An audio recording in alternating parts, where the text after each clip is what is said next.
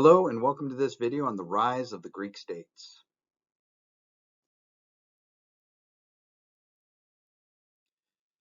When we take a look at ancient Greek history, we need to realize that we only really look back to about 750 or so BCE, and that's because that's when we really have readable writing. We have the archaeology and the documentation to support it. When we look beyond that, when we look back beyond that to the earlier groups like the Mycenaeans and the Minoans, we're really looking at an ancient Greek culture that we largely rely on Greek myth to explain, but we do have some archaeology to look at here as well. The Mycenaeans and Minoans predate ancient Greece and existed until around 1100 BCE. And then that period from about 1100 BCE until about 750 BCE, we often call the Greek Dark Ages. So let's begin by taking a look at these ancient cultures. So let's begin by looking at the Minoans, and let's start trying to separate some of the myth from the facts, right? We'll begin by taking a look at the myth, right? As the myth goes, there was once a king that lived on the island of Crete by the name of King Minos. And King Minos, as the story goes, was validated by the gods by being given this beautiful bull. A bull so beautiful, in fact, that when it came time for him to sacrifice this bull to the gods, he failed to do so. He says, just too pretty of a bull. I just can't get rid of it. And so he angered the gods when he didn't sacrifice it. As a result, the gods enacted some revenge upon him. They enchanted his wife, Pasiphae. Pasiphae was so enchanted with this bull that she fell deeply in love with it. And yeah, she ended up becoming pregnant by this bull. Okay, she gave birth to a child that had the body of a man and a head of the bull. This is known as the Minotaur. Okay, the Minotaur, of course, King Minos was very embarrassed by his wife having this baby, and so what he will do is he will build this elaborate labyrinth in which he will place the Minotaur inside to hide him from the world, and he would occasionally throw a couple virgins in there so the Minotaur would have something to eat. Right? This is the old myth that we've had to rely upon. Now, in 1899, okay, there was a man named Sir Arthur Evans who became obsessed with the Minotaur myth and the labyrinth, and he began believing, he says, there has to be some kind of historical basis for this myth. There has to be something to back it up. So he's going to self-fund an archaeological dig in a place on Crete called Knossos, and there he's going to uncover the remains of a large palace. Absolutely tremendous.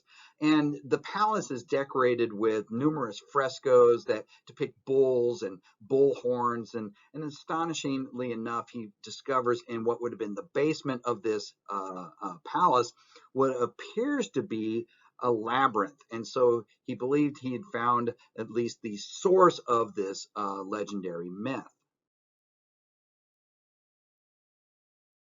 Now, Evans's discovery here will be the first of many that will follow that kind of give us a broad archaeological look at the Minoans, right?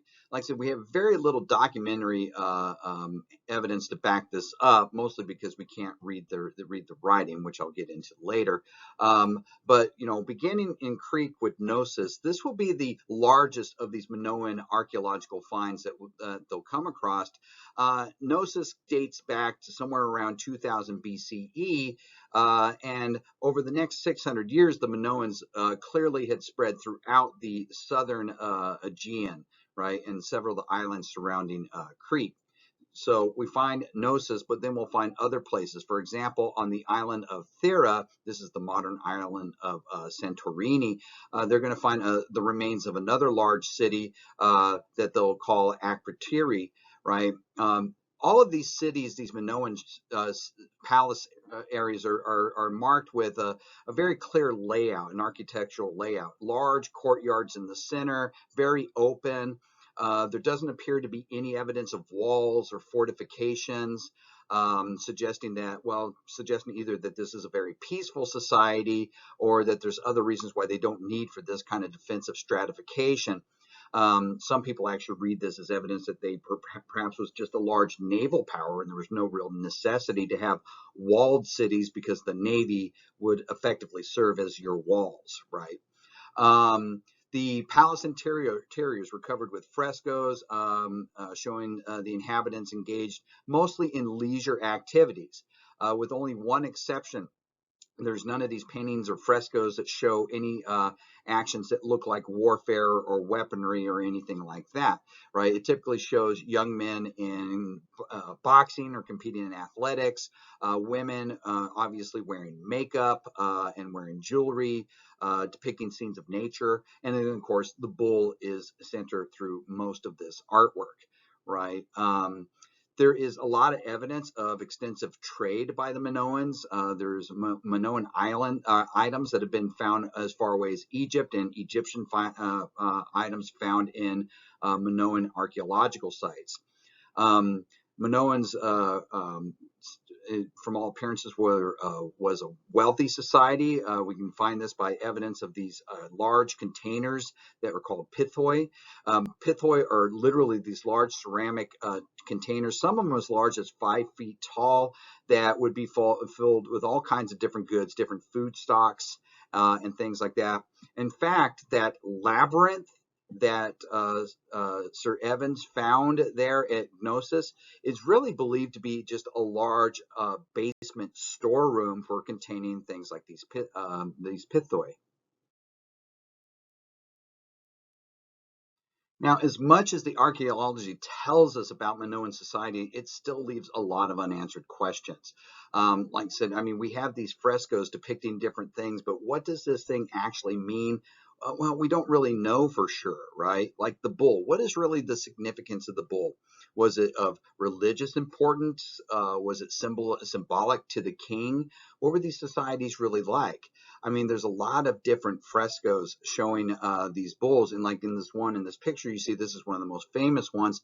It depicts these young men and women that appear to be vaulting over the bull, some kind of athletics, but is it perhaps that, or is it symbolic of some kind of religious rite? There's also a very famous statue that you also see here in this picture of this woman, breast-born with a rabbit on her head and holding 2 snakes out. Now, is she a goddess? Is that representing some Minoan goddess, or is it a shaman of some sort? We don't really know. Now, there is a lot of writing that we have from Minoan archaeology, but we just can't read any of it. It's known as Linear A, and Linear A has just never been deciphered. And so if there was ever any kind of breakthrough in that reading the Linear A language, we might be able to find a lot more about Minoan society. One thing we know for certain about the Minoans is that ultimately their society is going to collapse sometime around 1200 BCE, maybe 1100 BCE, right? Their society was clearly stricken several times through national disasters. For example, Gnosis shows evidence of earthquakes having leveled portions of the city and just a new layer of city built upon the remains of the former city, right? So you see destroyed sections with new sections that had been built on top. Akrotiri, which I talked about earlier on that island of Thera, sometime around 1500 BCE, there was a major cataclysmic volcanic eruption on that island that effectively destroyed a good portion of that island and sent the majority of that island into the air and landing on the city of Akrotiri. Akrotiri today is effectively a Minoan version of Pompeii, right, with the remains of the city largely intact because it was buried in volcanic ash. Matter of fact, over 1,000 years later, the Greek philosopher Plato is going to write of this legendary, highly advanced city that was destroyed, that disappeared in this cataclysm. Now, he had heard stories of this. He didn't know what the city was called when he was making reference to these old tales, and so he just picked a name for it, and he called it Atlantis. Was he talking about Akrotiri? Well, quite possibly. I mean, we certainly can't know for sure, but I mean, there's definitely a lot of circumstantial evidence that would suggest that's exactly what he's talking about. right? Now, by 1200 BCE, 1100 BCE, the Minoan civilization does collapse entirely. The remainder of their cities show signs of violent destruction, having been burnt. What causes this, whether it was disasters, whether it was external conflict, it's hard to say. But, what we do know for sure is that after 1100, there's no more signs of the Minoans. Okay, so the next of these groups of pre-ancient Greek civilizations we need to look at is the Mycenaeans. Now, when we look at them, first of all, it's really a misnomer to look at the Mycenaeans and think of them as a single large kingdom. In reality, the Mycenaeans are made up of dozens of small independent kingdoms that happen to share the same culture and language. Right, Mycenae would be the largest of these little city-states that existed, and so that's where we get the Mycenaean name for them, right? Mycenaean civilization arose sometime around 1600 BCE on the Peloponnese, that's the southern section of the Greek mainland, and had some pretty large cities in it, for example, Mycenae, Tyrants, and Pylos. Now, all of these major Mycenaean cities are on the Peloponnese, right? They tend to be the polar opposite of the Minoans, right? The Minoans were characterized by these openness, large courtyards, very luxurious, lack of fortifications, where Mycenaean civilizations, these cities are heavily fortified. It shows a culture that was dominated by military concerns. The cities were always placed in defensible locations, like on the top of hills. They were surrounded by massive walls. Even cities that were only 100 feet across would still have walls around them. Some of the larger cities would have walls that were as large as 40 feet thick at the base, right? Later on, the Greeks, the ancient Greeks, were so impressed by the size of Mycenaean walls that they were convinced that they had to be made by the Cyclops, right? Ancient giants, right? Matter of fact, today we still refer to these fortifications as Cyclopean walls, right? There's no central courtyards. Instead, there's a palace in the center, an enclosed throne. They call that a megaron. In general, the Mycenaean cities are smaller, they're darker, they're very grim compared to the Minoan ones. Almost all Mycenaean art shows scenes from battle or hunting, right? In addition, it demonstrates concerns with symmetry, right? There's a very structured line in the design of the cities and a military organization to it, right? Mycenaean art often featured lions, right? Lions were seen as a symbol of power, just like with the Assyrians, right? They often were associated with warriors. The main gate to Mycenae is referred to as the Lion Gate because you can see here in this picture of it, it is capstone. The entry point is capstone by two lions. Okay, the earliest tombs for Mycenaean cities were found inside the city walls, showing that even the dead were not safe from raiders, and so they needed to be protected as well. Now, like I said, overall, we have a portrait of little city-states. What drove this? Well, we got to go back to geography again. When you look at the Peloponnese, it's a series of rocky, undulating hills and valleys, and it just lent itself for these valleys to become concentration points of power, right? And so you end up with this separation as a result, instead of not one unified nation. And as always, as you've seen several times, we can often refer back to how things develop historically based on the geography of the area where it develops. The sea does seem to be very important to these people and the ancient Greeks that'll follow, and it stands to reason. When you look at the Peloponnese, about 72% of the land of all of Greece lies within 25 miles of the shoreline. So as we'll see, when these civilizations develop, when they start to advance, you'll see that they'll become very skilled sailors. And whenever they expand, they have a tendency of looking towards the sea. For example, when we get to Greece, when they have population issues, what do? They're going to colonize. They're going to send people off to colonize elsewhere. Now, just like with the Minoan language, we have a lot of writing of the Mycenaean language, and for the longest time, we couldn't read it either. We have over 4,000 clay tablets that are inscribed in Mycenaean, right? We refer to Mycenaean as Linear B. Now, like I said, we couldn't read it for a long time, just like we still can't read Linear A today. But we will have a breakthrough with Linear B. In 1952, an architect and a self-taught linguist by the name of Michael Ventris is going to announce that he had broken the code. He had deciphered Linear B. What had happened is, first of all, Ventris was already a man that just had a natural talent for languages. By the time he was 6 years old, he already spoke 5 languages. He spoke English, he spoke German, a German dialect, an ancient German dialect, French, and Polish. Okay. When he was 14 years old, he went to this lecture that was given by Sir Arthur Evans, the guy who had excavated Gnosis. And as a result of going to this lecture, he became obsessed with Linear B. Right? Now, it turns out Linear B is a direct precursor to the Greek language phonetically, right?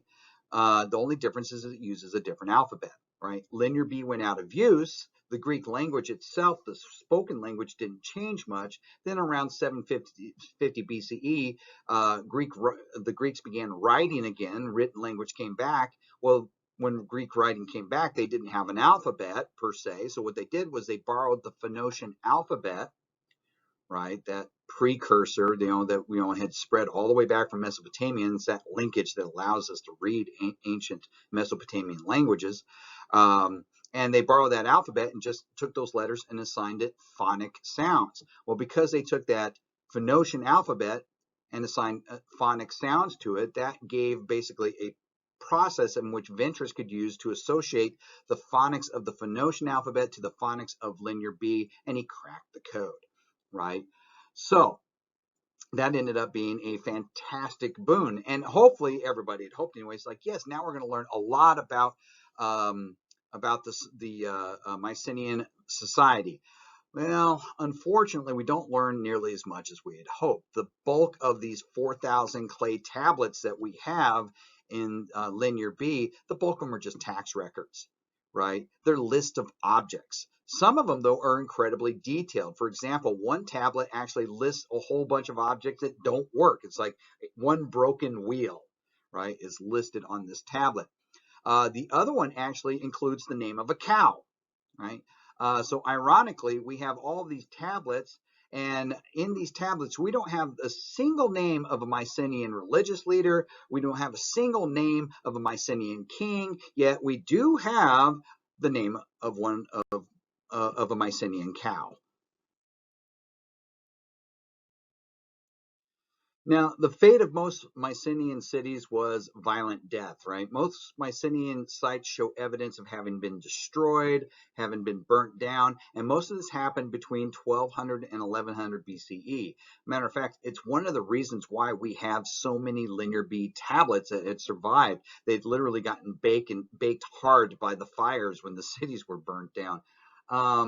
No one's quite sure exactly what happened, although nomadic raiders probably played a role in this.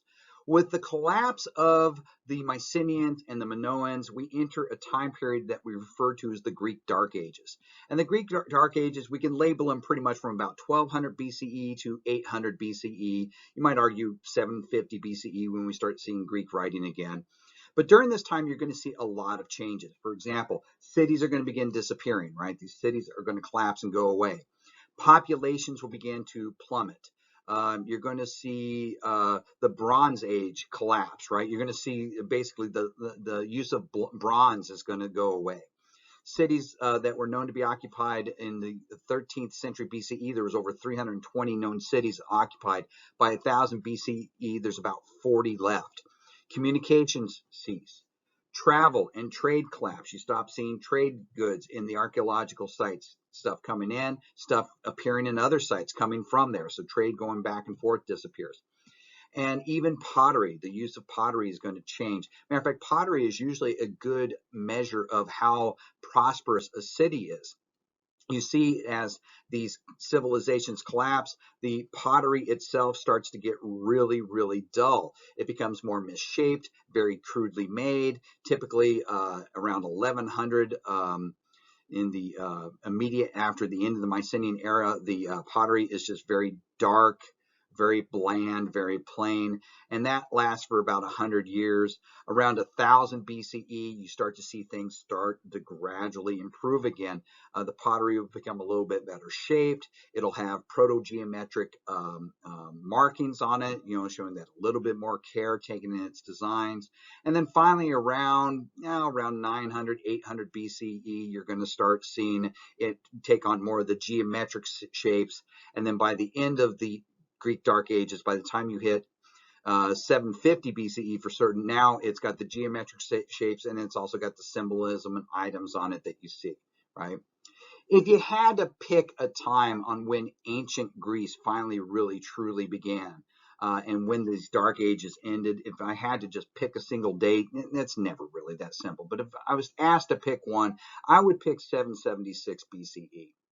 In 76 BCE, we have the first known Olympic Games being held, right, in ancient Greek. The predecessor, this is the basis for the modern Olympic Games, or at least the premise for the creation of it. Ancient Greek Olympic Games consisted of many different athletic events, things, ancient sports like discus and different running sports and things like that. Very different from the modern Olympics, not only in the number of events, but in the fact that only men competed in them, and they competed naked. We don't see any of that today, and in many cases, that's probably a good thing.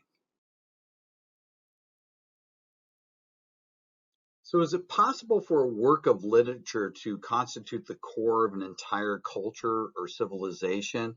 In the case of Homer or the Vedas, which we talked about in the previous topic, we can at least make the argument that both come close.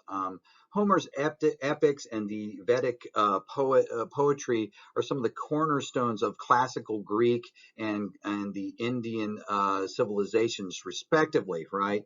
It's perhaps not surprising how these texts have a lot of things in common. For example, both of them are part of oral traditions that look back at a bygone golden age, right? They are reflections of an area of an oral history that was written down later. Both were concerned with military matters, and they talked of acts of gods, and they had heroes and great acts in them. But there was also some important differences between these bodies of work. Homer's poems touched on ethics, right, and the proper way to act, while Vedas were considered as scripture in some of it's the founding basis for the Hindu religion. Now, archaeologists have found around 15,096 different works of ancient literature written on papyri in Egypt, and of those would represent what has been found of the remains of the great library in Alexandria. Of those that have been found, over half of them are either translations of Homer directly, or they're commentaries on Homer's work. That kind of gives you an idea of just how prolific Homer's writings are. I mean, think about this for a minute. Imagine if you went to your library and over half of everything in your library was either stuff written by Stephen King or about Stephen King. Or imagine if you got on the internet and half the websites were either about Clive Cussler or written by Clive Cussler, right? Or pick your author for that. I think the only things that really come close to Homer as far as that kind of scope and that kind of influence would have to be the Bible, of course, or Shakespeare. Those are the only ones. And I don't think either one of them come quite to that level that Homer did. Right now, in Greece, education itself was consisted in ancient Greece primarily of memorizing and discussing Homer. That was the cornerstone for it. So Homer is that foundation for Greek culture, and it dominates their culture. Just like in India, the Vedas, those epics, are going to occupy a central role in Vedic society, right? So one can argue that the Vedas are even more important because they are, after all, sacred texts. But either way, we can see the development in both this, some extreme parallelism.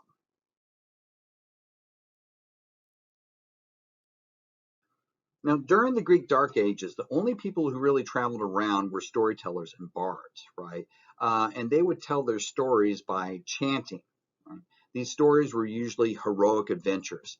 Now, none of this was written down. These storytellers only knew the basic outlines, and then they would improvise the rest. They would use stock phrases or new material to make it more contemporary.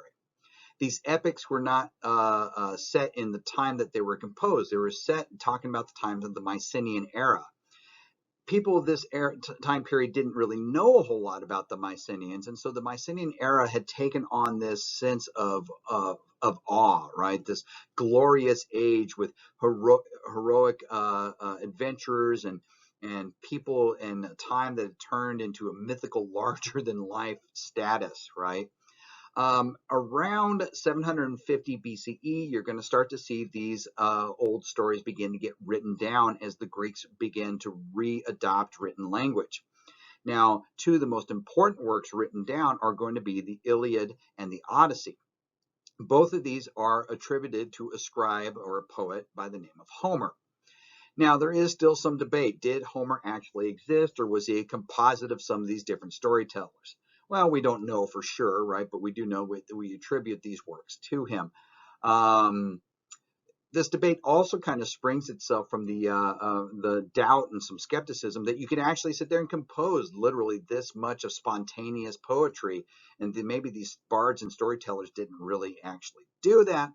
To put that to the test, a Californian and a linguist by the name of Milman Parry is going to, in 1934, test this issue. He's going to travel to Serbia. While in Serbia, he's going to go and find some of these poets that went from town to town. These poets in Serbia, they're illiterate, they're oral poets, and they would literally travel from village to village in Serbia, and they would, for pay, spontaneously compose long rhythmic poems, right? To test on whether or not they were actually really making this up, he hired one of these guys and literally had this guy talk to him for hours, just spontaneously creating poetry. And the guy had no issues doing that, right? Through Parry's observations, this idea that these poets could do this was taken very seriously, and so that kind of put this myth to rest. Now, Parry is going to suffer a very untimely death there shortly after he goes on this trip. At the age of 33, he's going to die from an accidental gunshot wound, right? A gun accident. Matter of fact, these freak accidents tend to plague these linguists that delve into the Greek era. That previous linguist we were talking about, Michael Ventris, actually will be killed just 4 years after he deciphered Linear B in a car accident. So apparently, if you want to get into ancient Greek linguistics, be really careful. Now, Homer's poems are a mixture of historical memories and myths mixed in with contemporary details, which makes some of it a little bit problematic. For example, it talks about the Mycenaeans using chariots. Well, at the time of Homer's writings, chariots weren't being used. So how chariots were really utilized was, well, I mean, it was kind of up in the air, right? And so typically when you read the stories of, like, for example, the chariots arriving out around the city of Troy, they don't use these chariots in warfare. They really kind of use them as taxis. The chariots arrive, then everybody disembarks from the chariots, and then they fight, right? Not really kind of how we envision that they were probably actually used. Now, today, of these ancient writings, the Odyssey is probably the one most common for people to read in school. Though at the time of the Greeks, the Iliad was the more important of the two, right? The Iliad was set during during the Trojan War, right? They attacked the Greek city-states, joining up and attacking the city of Troy, right? Troy is located in the modern west coast of Turkey, right? Archaeologists have actually found the remains of Troy, and so it looks like that the story is probably based on some actual historical conflict that took place sometime around 1200 BCE, right? Um, Now, while today we focus on Homer's complex characterizations and the moral questions in his works, the Iliad, first and foremost, is a war poem, right? It's talking about warfare. Long stretches of the text are devoted to describing the battles in graphic detail, incredible detail. Um, the Iliad also provides a lot of information on Greek religion, right? It talks about the gods. The gods, though, in Greek religion are immortal and powerful, but they're not morally superior to humans, right? They're neither omnipotent or omniscient, right? They possess all the same emotional behaviors, good and bad and flawed, that humans do. So the gods can be caring and generous and kind, but they also can be very cruel or vengeful, and they certainly take sides. The Iliad offers a model on how to interact with the gods, right? It offers complete and accurate depictions of how to pray to the gods, what sort of prayer formulas to use, and how to gain the gods' favor, right? The Greek gods intervene in mortal affairs in the Iliad, right? They manipulate events, they cause weapons to hit or miss their targets, save favorite humans from certain death. For example, at one point Zeus, right, the Greek god Zeus, is going to send a very misleading dream to Agamemnon, the leader of the Greeks, which will incite him to launch an ill-conceived attack, right? Or Athena at one point will influence the path of an arrow shot at Menelaus, right? Or Aphrodite will rescue a favorite human of hers by the name of Paris. Right at the moment he's about to be killed, she swoops him up and drops him off in his bed. Right? Um, they impersonate humans in battle. Right? For example, Athena is going to pose as Hector's brother in order to lure Hector to his own death. And finally, sometimes they come down and fight themselves. Ares will actually join the fight in at one point and actually get wounded by a mortal. So you see these gods, they intermix in. And these gods, of course, you probably are familiar with them if you've watched any of the different movies out there that depict them. I think the only thing I would caution you about is that be careful that you're not getting your Greek and Roman gods mixed up. The Romans took a lot of the Greek gods and just adopted them as their own and just changed their names. For example, Zeus became Jupiter. And one of the most common misconceptions, Heracles, the Greek hero, is going to become Hercules. So when we look at Homer and the Vedas, we see a lot of similarities, right? The Vedas are in epics such like the Mahabharata. It's very much like the Iliad and the Odyssey. I mean, they were originally composed by writing down the oral traditions many years later. Like the Greek epics, they were also set in an early and glorified era, right? The Mahabharata and the other Vedas are set describing the old Aryan societies. The Mahabharata, like the Iliad, tells stories of great wars between powerful factions, right? In the Mahabharata, the Indian gods influence events through advising characters and through direct intervention as well. The gods disguise themselves as mortals, just like in the Iliad and the Odyssey. Like, for example, when the god Yama, he goes on an expedition, he follows the expedition by disguising himself as a stray dog, right? The god Krishna, we talked about before, is going to act as a charioteer for Prince Arjuna, right? And give counsel to him. Like the Greek gods, the Indian gods have their favorites, and they assist them by giving advice or sometimes intervening directly. Both the Iliad and the Indian epics describe societies that are organized into small tribal kingdoms, right? City-states in which warlords and others vie for supremacy and status. They both describe male-dominated societies, right? Women are held subordinate in both the Homeric writings and the Vedas. Male status is intensely concerned with gaining and maintaining status through warfare, carrying out with swords and spears, bows, shields. The Indian epics actually even talk about the employment of war elephants. You don't see that in the Greek writings. Um, You see that much of these writings center themselves around the besieging of and capturing of small fortified towns. For example, the Iliad is set during the 10-year-long siege of the city of Troy. The Rig Veda contains many stories of capturing small fortified strongholds called purs, P-U-R, pur, right?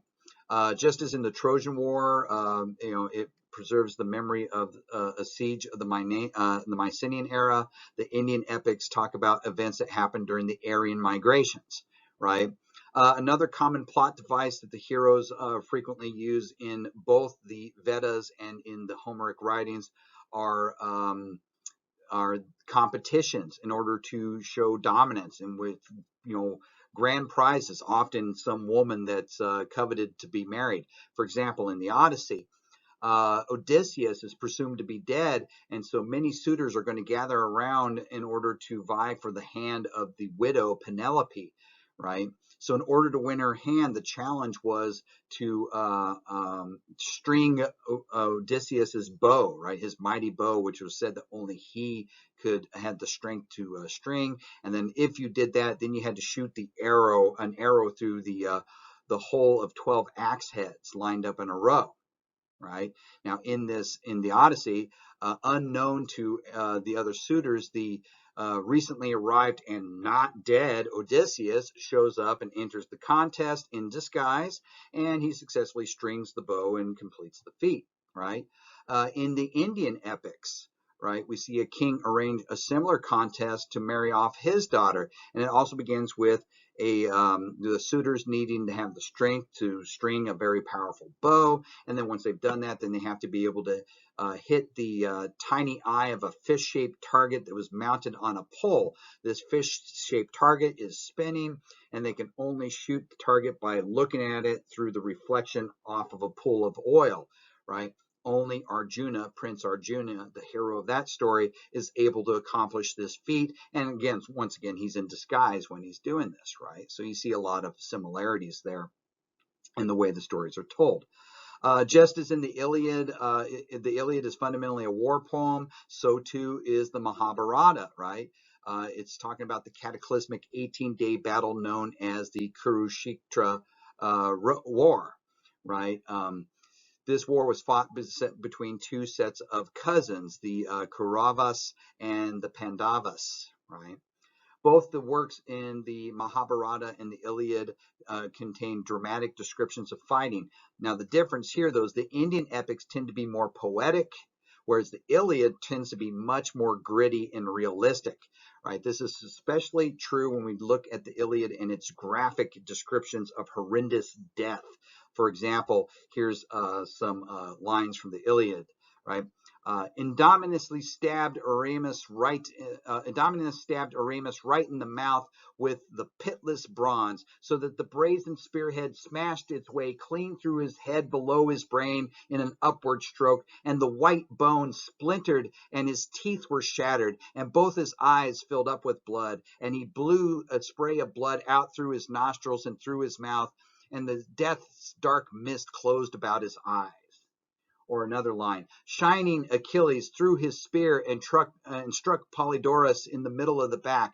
The spearhead drove straight through his body and burst out his belly beside his navel, and Polydorus moaned horribly, dropping to one knee as the dark mist gathered about his eye, and he sagged down to the ground and clutched futilely at his own guts as they spilt out onto his lap.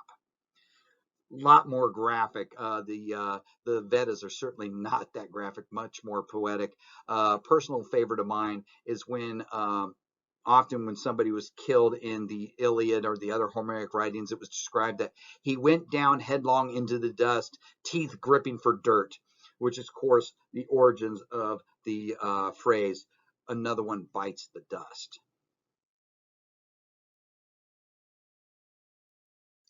Now, in both the Homer writings and the Vedas, you also see examples of our heroes acting upon real or perceived insults, and sometimes that leads up to what we'll refer to as a berserker frenzy, right? That can overtake the warrior sometimes. For example, story in the Iliad is, it surrounds the Trojan War, but it doesn't cover the Trojan War as a whole. It doesn't tell about its beginning or its end. It only focuses on a small period in the middle of the war when Achilles, the main character, gets angry over a perceived insult, right? Achilles' growing rage will peak with the death of Patroclus, and it forms a central plot in the Iliad, right? The poem only comes to an end later when Achilles' rage comes to an end. He goes through his berserker frenzy. In the Mahabharata, a warrior named Bhima is consumed with a desire for revenge after an insult to his wife is committed by an enemy prince by the name of Dushasana, right? Both Achilles and Bhima's respective rages rise to a crescendo to the point where their actions will even go beyond what would be perceived as an acceptable act in warfare.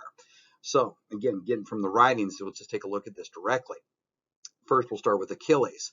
So Achilles swept everywhere with the spears, slaughtering his enemies like something more than a mortal man, and the earth ran with blood. Thus the horses of mighty Achilles trampled over the fields and the corpses and the shields, and the axle under the chariot was covered with the blood, and the rails encircling the chariot splashed with the gore flung up from the sharp hooves of the horses and the spinning wheels. Achilles, the son of Pericles, raged forward, striving to win glory, his invincible hands splattered with bloody filth. Right, so you see he's getting built up in this frenzy. Now, from the Mahabharata, Bhima. The mighty armed Bhima of inconceivable feats blazed up with wrath like fire fed with libations of clarified butter. Like a lion, fierce, impetuously rushing towards the mighty elephant, he alighted on the ground, covered in blood, with blood flowing from his wounds, his face exceedingly red, filled with great wrath. Drenched in blood, Bhima threw back his head and uttered loud shouts, even as his mighty and high-souled Indira of 1,000 eyes had roared after slaying Vitra. Okay. Now, finally, Achilles defeats Hector and has Hector perform. And he says, with a dark look, Achilles answers, Hector, do not try to reason with me. Do not try to entreat me, you vile dog. Just as there can be no trustworthy oaths between men and lions, nor can wolves and lambs ever have a bargain with one another, but only hate, so it is between us. I wish only that my rage would drive me to hack away your flesh and eat it raw for what you have done to me. There will be no one to keep the dogs from feasting on your head, and the dogs and birds will have their corpse to dine on, right? Okay, now he's really worked up now, right? And then he takes it too far. He'll ultimately end up slaughtering 12 innocent Trojan youths. He mutilates the Trojan prince Hector's corpse after he kills him, and he won't allow it to be buried, even to the point where his own contemporaries are saying, Achilles, this is too much, right? Bhima, the same thing. Drawing then his whetted sword of keen edge and trembling with rage, he placed his foot upon the throat of Dushasana and ripped open his breast of his enemy and stretched on the ground. Bhima drank his warm lifeblood. Then, gazing at the corpse with wrathful eyes, he said, I regard the taste of this blood of my enemy to be superior than that of my mother's milk, or honey, or clarified butter, or good wine, or all of the king's drinks there are on earth that are sweet, as ambrosia or nectar.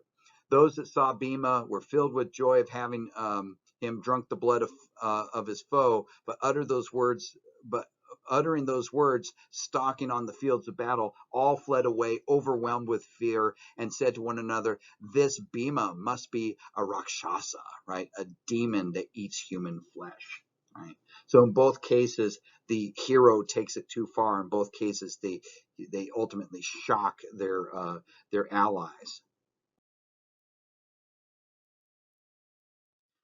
Okay, so we got a lot of similarities here between Homer and the Vedic epics, but there are also places where they do diverge. One is simply just scale, right? The Mahabharata itself is roughly 20 times longer than the Iliad, right? The Greek poems are fairly narrowly focused. Their contents tell a very cohesive, concise narrative, while the Indian poems tend to be very sprawling epics with alternate storytellings, long stretches of religious instruction and prayer. Right. Many of the Indian poems, such as the Rig Veda, are exclusively concerned with issues of spirituality and discussions in theology, whereas the Iliads contain portraits of the gods and descriptions of religious ritual. There's no real concern with spirituality in them, right? It's not about maintaining your own spirituality. The Homer epics simply are not of the status of sacred texts, whereas the Vedics are seen as sacred writings, right? They are religious writings. Whatever their religious significance is, one thing can certainly be said is both the Greek and Indian writings are transformational to those respective parts of the ancient world and still have a major impact on today. Homer is still widely studied, and these stories are still widely known, and obviously the Vedas are still an integral part on some Far Eastern religions.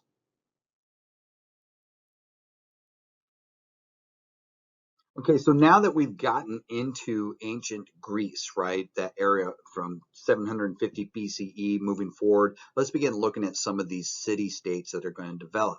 Now, again, geography is going to play a role, much like it was with Mycenaean. You're not going to have a unified Greece. You're going to have these different city-states that are going to have varying levels of power depending on where they are. Now, we're only going to look at a couple of them, beginning with Athens. Athens, because of course it's an opportunity to take a look at Athens' experiments in democracy, right? We can also look at how they handled population issues. You know, when the populations grew large, they would answer that issue with colonization, sending them elsewhere. When we take a look at Athens, there's two very important political figures we got to take a look at. Solon is going to rescue Athens from economic catastrophe. And then later Cleisthenes, who is going to be known as the father of Athenian democracy. Now, before we get too much into Athens, I want to take a second to talk a little bit about the Pan-Hellenic oracles, right? They are going to dominate Greek society for actually quite a long time. In fact, the most longest lasting one would be the one at Delphi, right? Greece emerges from this dark ages as city-states, and these populations of these city-states are going to grow rapidly, right? The Greek looked to the sea whenever their populations got too large. And so this time period from about 750 to 550 BCE will often be referred to as the era of colonization. Greek states are going to get rid of their excess population by establishing colonies elsewhere. At least 150 Greek city-states are going to be founded during this period between the shores of the Black Sea to the southern coast of Spain, right? All throughout the entire Mediterranean. Matter of fact, these Greek colonies become so dense that the region becomes known as Magna Graecia, right? Or Bigger Greece, right? So during this time period, throughout these colonies, these Pan-Hellenic sanctuaries are going to develop.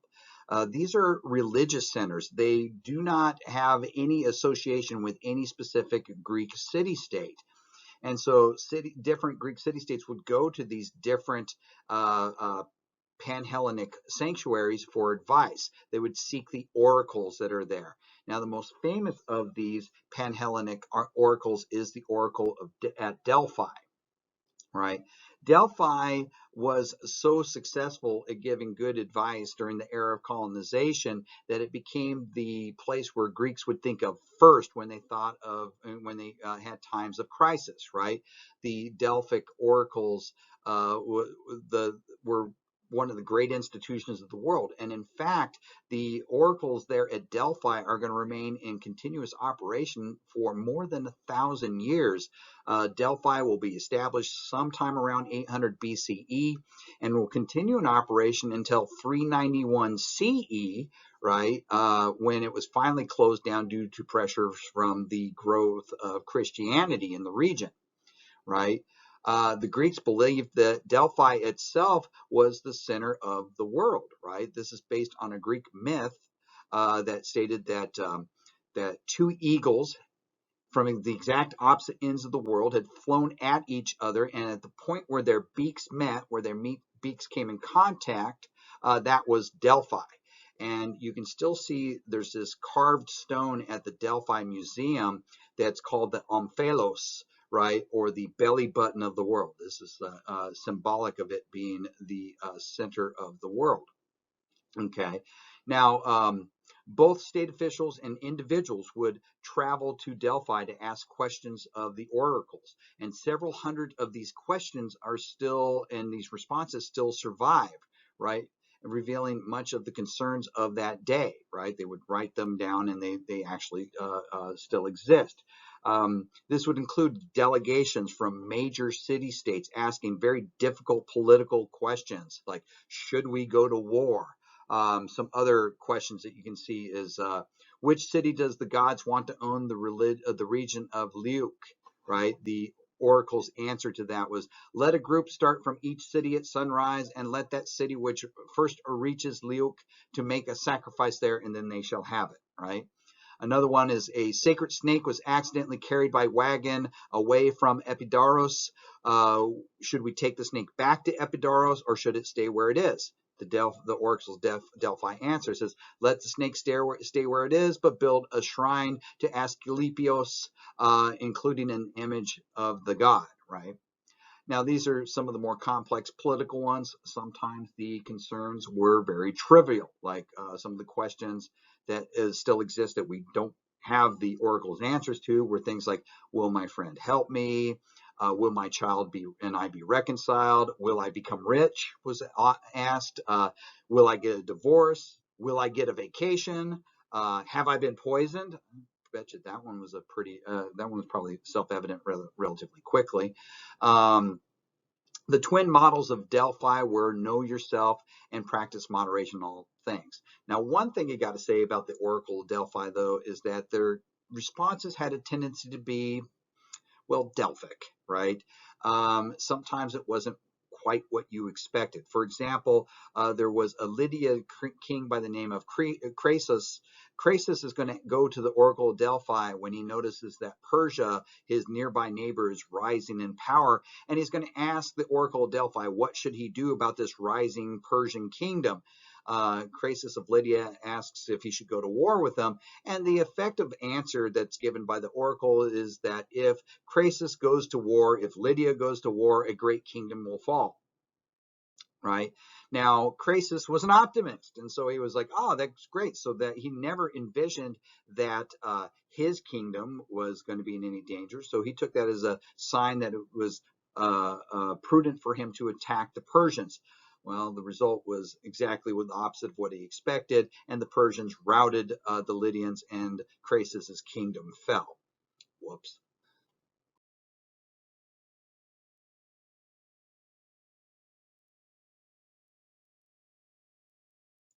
Now, most Greek city-states went through periods of time when they were ruled by dictators who'd seize control of the state by force and become tyrants, right? These so-called tyrants.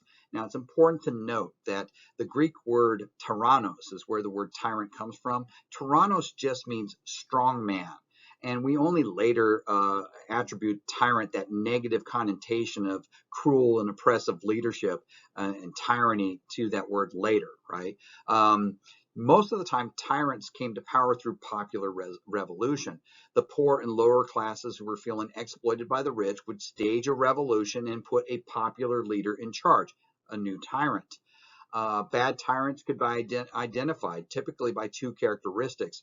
Bad tyrants were typically always surrounded by bodyguards, and bad tyrants had a tendency to commit very arbitrary actions, right? For example, one tyrant went through and renamed the 4 tribes that made up the city. He gave them new names. The first tribe, he called them the pigmen.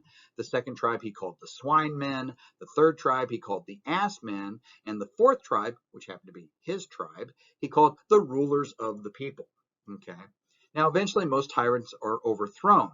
And sometimes if it was a bad tyrant, you see evidence in writings of celebrations of the overthrow of a bad tyrant. An example of this can be found in a drinking song that was written by a man named Alcalus. Alcalus wrote a drinking song that says, "Let's all get drunk, I mean really wasted, because Merciless the tyrant is dead." Now, during this time period, you also see the introduction to coinage to the Greek economy, right? This actually made possible more complex economic systems.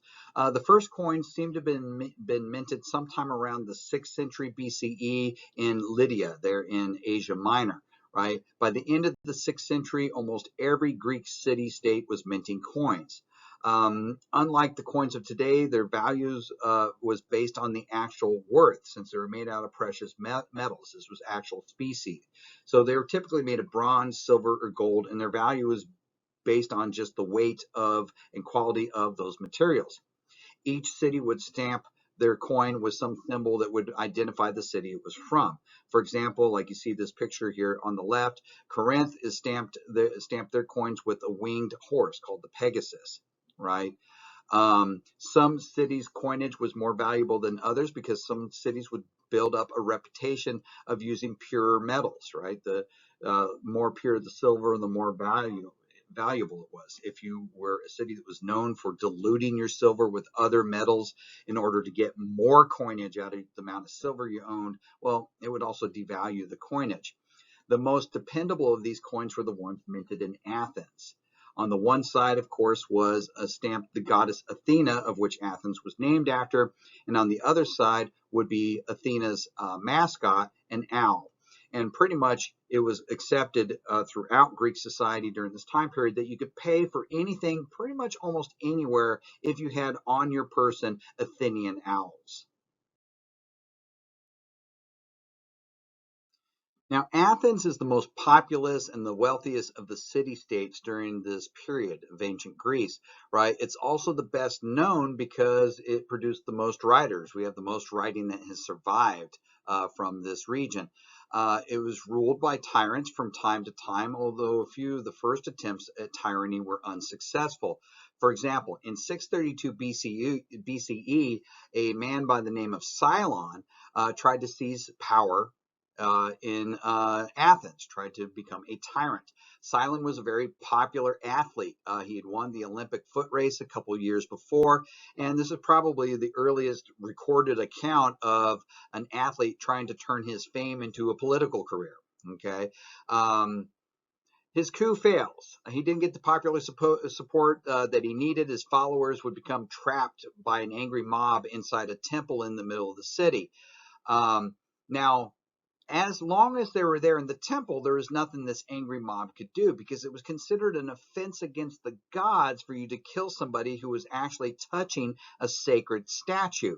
So what Cylon and his followers tried to do in order to escape Athens is they tied a string around the statue and slowly began walking the string out of Athens. The idea was as long as we are touching the string is touching the statue, therefore by proxy we are touching the sacred statue and nobody can hurt us. Unfortunately, they only got about halfway to the edge of the city when the string broke, and they were very promptly stoned to death once they were no longer in contact with the statue. Okay, Athens was troubled by a steadily increasing tension between the classes. You literally had class warfare breaking out in Athens. There was a variety of reasons for this. For example, the poor were unable to make a living, so they would continually build up more and more debt that they were unable to repay. Meanwhile, the wealthy non-aristocrats were frustrated because they were not allowed to hold office, because only aristocrats were allowed to hold office. And so by 594 BCE, Athens was seemingly on the verge of a civil war.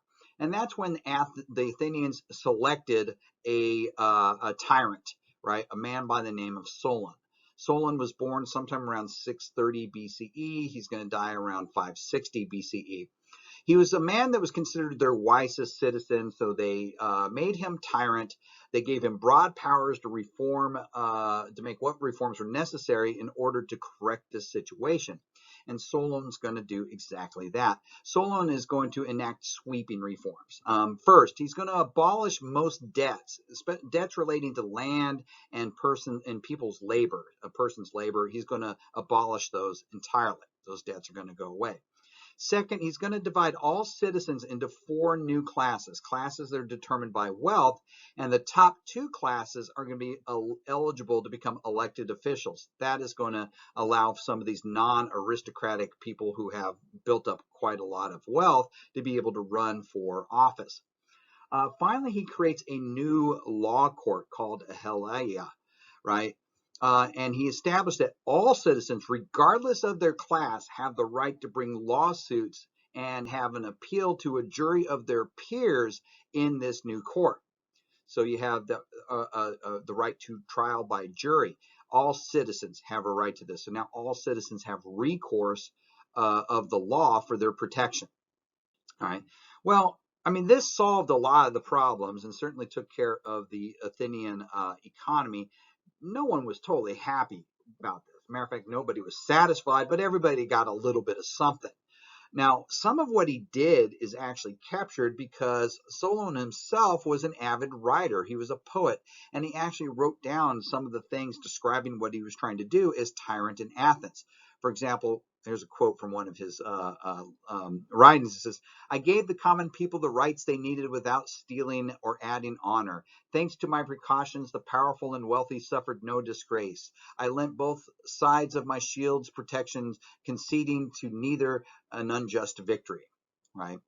So Solon was not universally popular in all this. Like I said, he was constantly being badgered by different groups of people to alter or get rid of some of the things he set up, right? Like I said, nobody was totally satisfied, right? Matter of fact, he even wrote about this. He says, "Keeping my guards in every direction, I whirl like a wolf circled by dogs," right? Now, eventually what Solon the tyrant is going to do, he's going to make everyone in Athens swear a solemn oath not to change his laws for 10 years. And for the next 10 years, you can't change the laws unless he himself changed it. So the only person who can change these laws for the next 10 years is me. After he gets him to swear that solemn oath, he leaves Athens, spends the rest of his life traveling around in the east. And of course, him leaving makes it where they can't approach him and convince him to make any changes.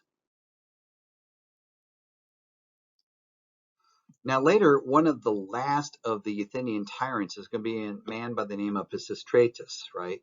Now Pisistratus is actually going to make 2 attempts to become tyrant of Athens. In 1560, his first attempt is going to fail to gain power.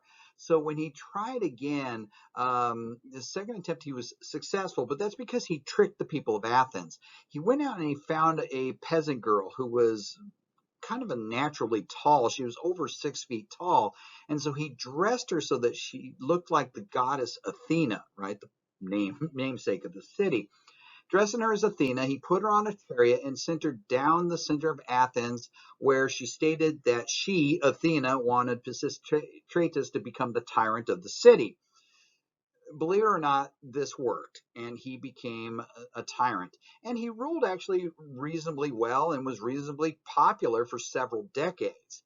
Now, when Pisistratus died, he left the tyranny, or left it, succeeding him as tyrant was his eldest son. He had 2 sons. The elder son, Hippias, became a tyrant after his father passed away. Now, Hippias becomes tyrant in 1514 BCE. The younger son, by the name of Hipparchus, is going to become attracted to a young Athenian man named Harmodius. Right? So Hipparchus falls in love with a man named Harmodius. However, Harmodius already had a boyfriend, and that man's name was Aristogiton. Right? So Harmodius rejected Hipparchus. This is going to cause Hipparchus to take revenge by publicly insulting Harmodius's family by refusing to allow Harmodius's sister to carry a basket in a big state parade. This was a major insult. So Harmodius and Aristogiton decided to assassinate Hippias and Hipparchus at the parade. So they planned to assassinate the tyrant, and his younger brother. Well, unfortunately, they turned out not to be very good assassins, right?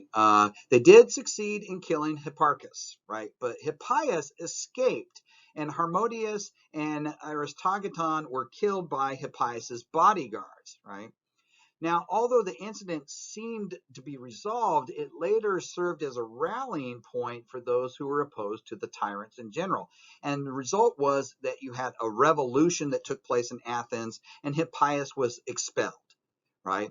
The Athenians, upon expelling Hippias, um, were inspired to establish a political system in which, for the first time, as far as we know, there was a political system that was going to be based on the people at large wielding primary power in the states, or in other words, the first attempt at a democracy. So if you want to know what the first origins of an attempted democracy comes about, it all begins with an incident of male-on-male sexual harassment. So in order to create this first democracy, the Athenians in 508 BCE are going to repeat the strategy that they had done with Solon. They are going to turn to one man, a man that they've seen as the wisest among them, a guy by the name of Cleisthenes, and they're going to ask him to establish a system that would be the first real democracy. Right? Cleisthenes realized that the biggest obstacle that the Athenians had was their society was geographically fragmented. There were basically three groups of people. The hill people lived in the hills of Athens, the coast people, and then the city people, the people who lived inside the city proper. Each of these regions had different economic interests and therefore were driven by different motivations. He solved this problem by assigning each citizen randomly to one of 10 tribes so that people had to cooperate in order to get what they wanted. And so that means these tribes crossed geographic boundaries. You know, you had an equal distribution of hill people, coast people, and city people in each of these 10 tribes. He then took this group of 10 tribes and he created a council of 500 in which the main legislative, which will serve as the main legislative body for the city state, right? This is the Council of 500 is going to be responsible for most of the major decisions, and they are going to be endowed with the ability to ratify legislation. And the way you got selected to the council was as follows, and this is truly democratic. Each year, the 10 tribes would select 50 people to serve on council. The 50 people were served by random lottery. Every eligible citizen of that tribe would have their name written on a piece of broken pottery and put into this bucket, and they would randomly draw through random lottery. They would randomly draw out 50 pieces, and those 50 people would serve on that council that year. So that means that everybody, regardless of your class, your wealth, your capabilities even, had an equal opportunity in which to serve in the government. I mean, in all honesty, this is as true of a democracy as you can get. Statistically, each person would serve on the council once or twice in their lifetime, right? Each citizen of Athens had the right to speak up in the General Assembly of the citizens. So they had to be the right to speak to the council. So everyone had a potential voice in politics, right? A very democratic system. Matter of fact, it even goes a little bit further. In this Athenian democracy, they even had what was called, well, I guess you could call it an anti-election. Once a year, Athenians could vote somebody off the island, right? They could literally vote somebody out of Athens. They would hold a vote over who was hated the most, right? If more than 6,000 votes were cast for a single person and that person had gotten the most votes, that person would be banished from Athens for the next 10 years. This type of election was called an ostracism, right? That first occurred around 487 BCE. It gets its name from the fact that the votes were written down on pieces of pottery called ostracons. The ostracons would be just pieces of broken pottery that you would scratch the name on, and then, like I said, you would add up the ostracons, and if you had more than 6,000 of these, and that was the most, you were ostracized, right? This is where we get ostracism from. Okay. Now, There is some interesting aspects of this, is that after these ostracisms would take place, the ostracons were just discarded. So archaeologists find them in these trash middens, and there's some interesting stuff that we found in finding these broken pieces. Like, for example, on some of them, you'll notice that you'll have several pieces of pottery that have of the ostracism that has the same handwriting on it. So you have this one ostracism that's taken place, and one person has filled out a lot of these. Now, this means one of two things. Either you have one person who's being helpful for all the illiterate people in their tribe and helping them fill out their ballot, or we're taking a look at the case of ballot stuffing, right? Stuffing the ballot box. Now, since usually when you found groups of multiple ostracons with the same handwriting, it also tended to have the same name written on it, we tend to lean towards the latter. So it's kind of nice to know that from the very inception and creation of democracy and popular elections, that we also invented that concept of voter fraud, right? Now, while you often hear praise heaped upon the Athenians for their democratic form of government, it should be remembered that the only people who were involved in this democracy were people who were qualified citizens of Athens. If you were not a citizen of Athens, you were not allowed to participate in any of this democracy. People who were not considered citizens, well, for example, women were not citizens, neither were children, neither were slaves, and neither were any foreign-born residents, even if they were now permanent residents of Athens, right? So while none of the various forms of Athenian democracy lasted very long, this is at least the first example of a system in which we can say that modern democracies at least bear a little bit of a relationship to. Now, this next Greek city that we're going to focus on, you'll see bears no resemblance to Athens whatsoever. It's kind of almost a counterpoint to it, which is why I'm going to use it for an example, and that is Sparta, right? This is Sparta. Unlike its fellow Greek city-states, it did not erect any monuments. It never minted they never minted any coin. They didn't really make any art. They amassed no wealth, and they engaged in no intellectual pursuits. The single overwhelming focus of Sparta was warfare, which makes it a great counterpoint to Athens. To this end, it develops a social system whereby the male children are taken from their mothers at a very young age, and they're trained to become the perfect soldiers. The women, the female children, are basically brought up to breed the next generation of soldiers, right? Um, Ironically, in focusing on this martial strength, Sparta actually neglected the social and biological functions that are really necessary to keep a society functioning and prosperous. Beginning in Greece around the 7th century BCE, there's going to be a change in military equipment and tactics that's going to have far-reaching implications. We refer to this time period, this change, as the Hoplite Revolution, the development of the hoplite and the phalanx, right? The hoplite was a heavy infantryman, right? These foot soldiers were equipped with a protective armor and powerful offensive weapons. The hoplite's most important piece of equipment was his shield. It was a heavy, circular, concave item made of bronze and wood. It was usually about 3 feet in diameter. It would cover him from his chin down to his knees, right? It was his biggest piece of protective equipment. His other armor included a bronze helmet, a breastplate that was usually made out of bronze, leather, or laminated linen. And of the three, the laminated linen was usually the best option because the laminated linen actually could be surprisingly tough. It'd be just as strong as a piece of bronze, but about 1/3 of the weight. You would wear bronze greaves to protect the shield or protect your shins. And then your primary weapon would be a 6 to 9 foot long bronze tipped spear. And finally, your weapon of last resort would be a 2 foot long sword. But quite frankly, if you were in a position where you're having to get this sword out, something else has gone terribly wrong. Now, the hoplite equipment is actually quite expensive. In fact, to put it in perspective, to get yourself fully decked out in full hoplite gear would be the equivalent of buying a new car, right?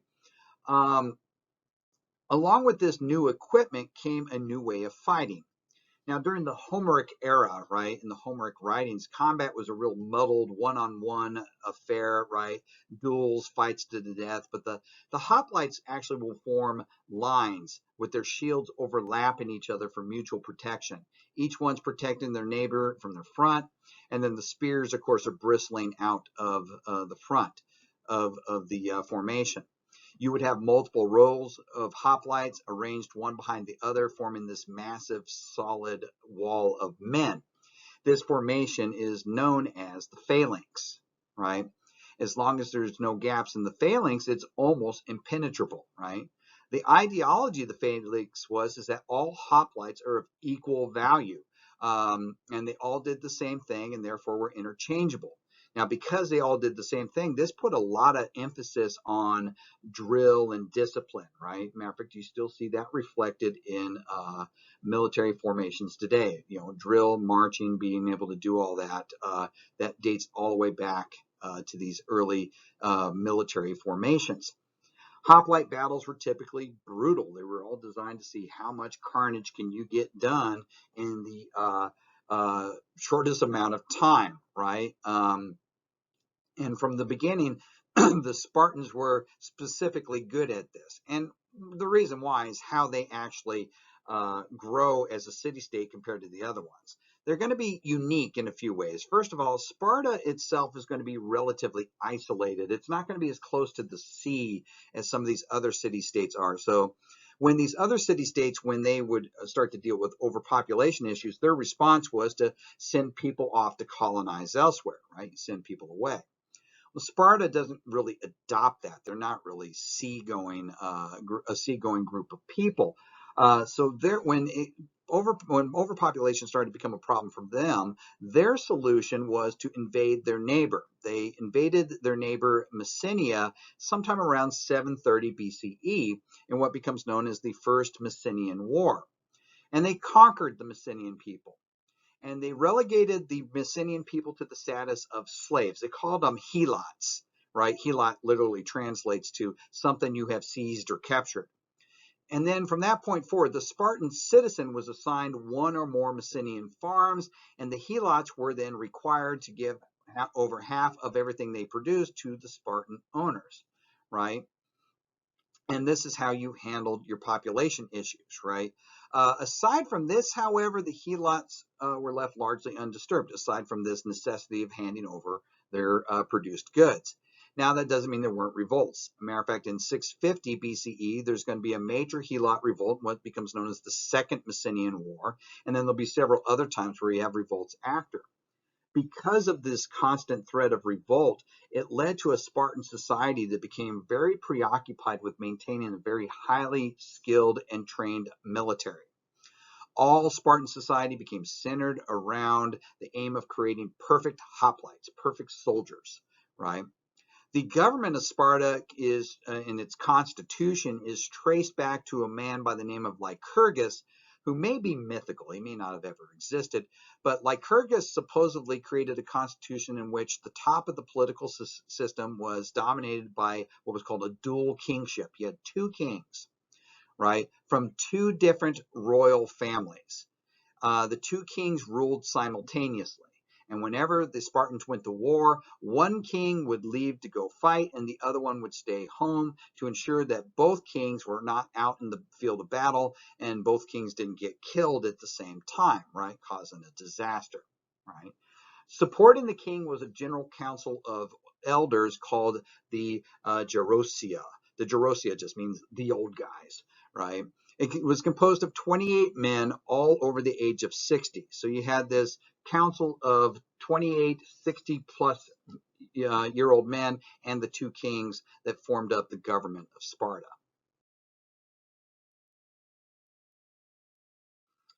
Now, the Spartan social system is what makes it really distinctive. Its single goal was producing fanatical, identical, superbly trained hoplites, right? That was their focal point.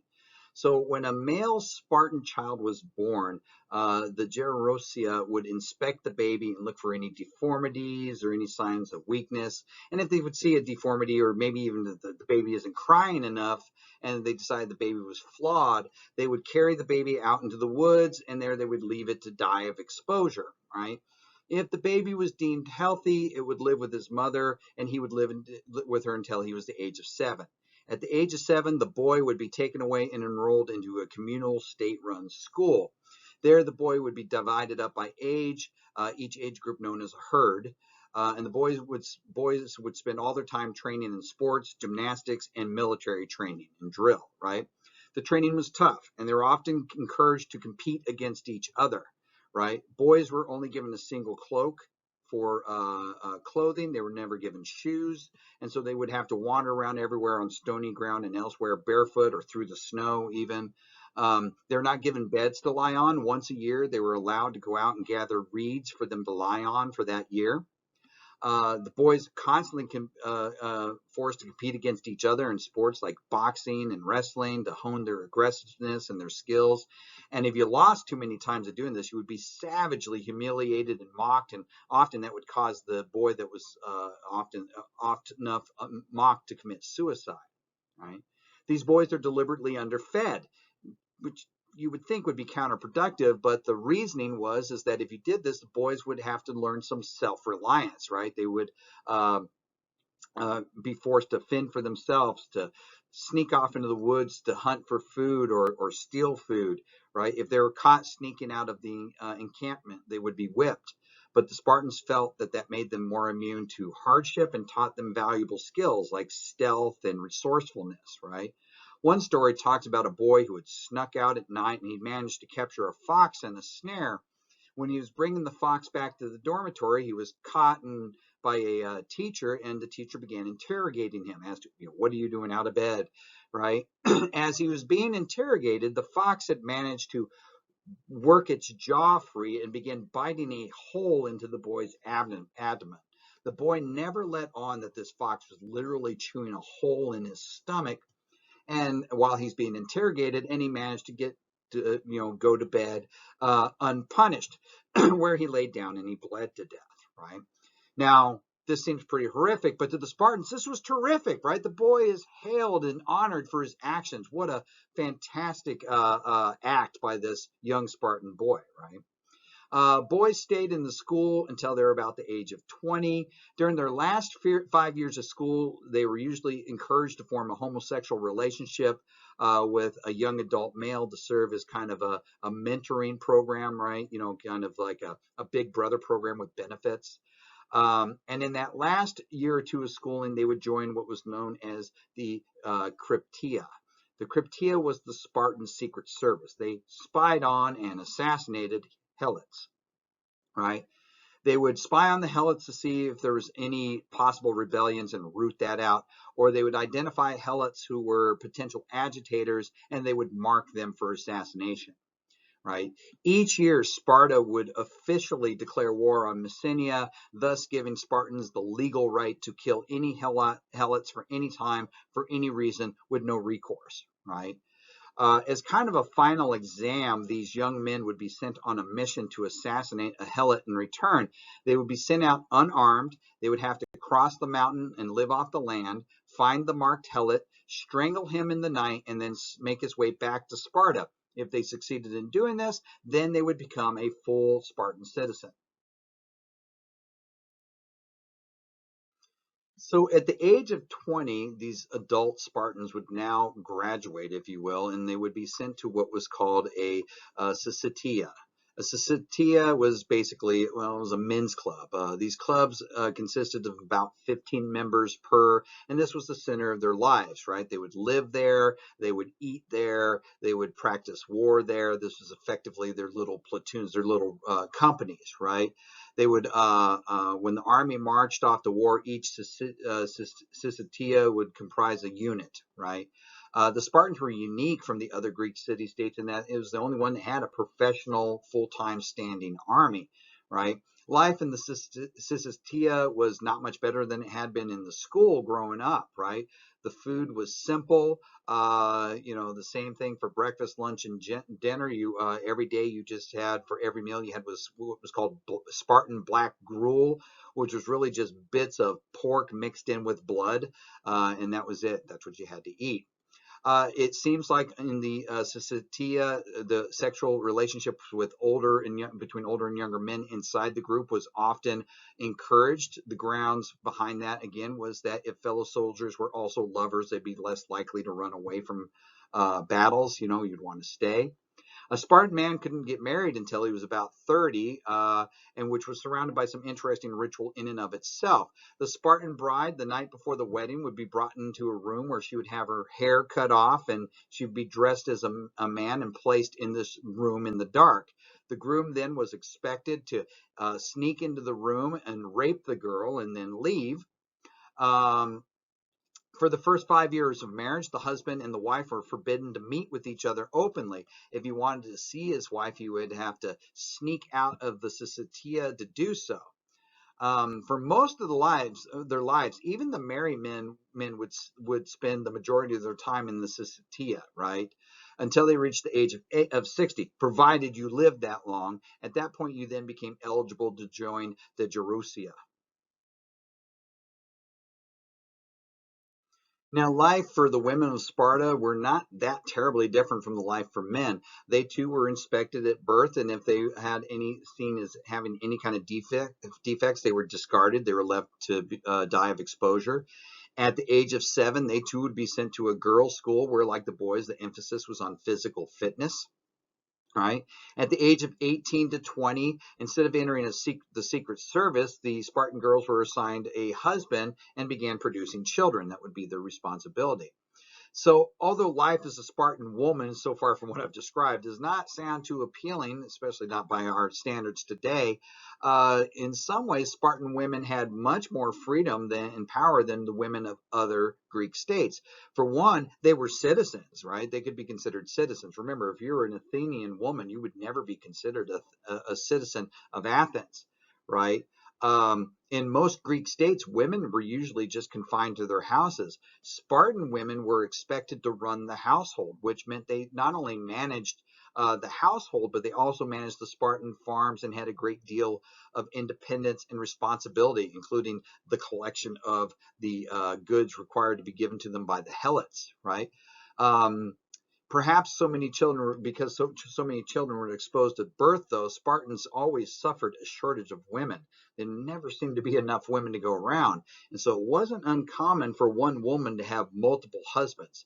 In fact, typically what would happen is that you would have one woman would have as her husbands an entire set of brothers, right? The brothers would all be married uh, to the same woman.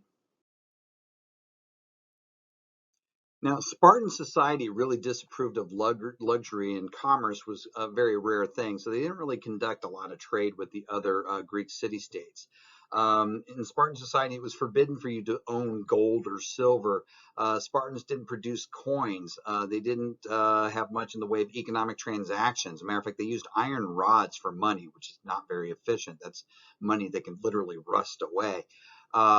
The Spartans produced no real literature, no plays, very little art. Matter of fact, the only known Spartan poet is a man by the name of Tritaeus, and the poems he wrote was exclusively about how wonderful war was, right? Here's an example.